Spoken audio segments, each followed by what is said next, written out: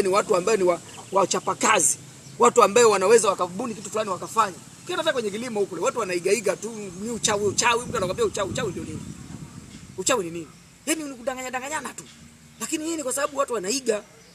Kuiga ni vibaya sana. Hebu buni cha kwako hata kama ni kidogo tu, kibuni hicho.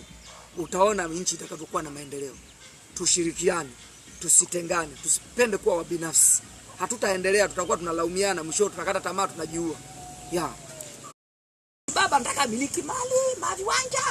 Yaani awe na kila kitu, kama ni kila kitu awe nacho. Hataki mtoto wake hata shiriki. Hataki si mke wake. Hataki, yeye anataka yeye tu. Mpaka anakufa wazazi wao na watoto wake na familia yake haijui akaunti yake. Ni ubinafsi.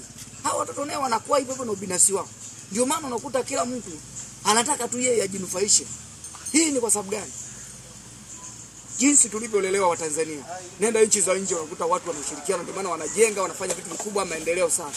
Tunashindwa hata kujenga barabara tu kwa sababu hakuna ushirikiano. Tunashindwa hata kutengeneza madawati shule, kuchangia shule. Ubinafsi. Unasema wanufaisha watu wengine. Hatuna ushirikiano. Taifa letu linaangamia sana kwa kosa hizo vitu.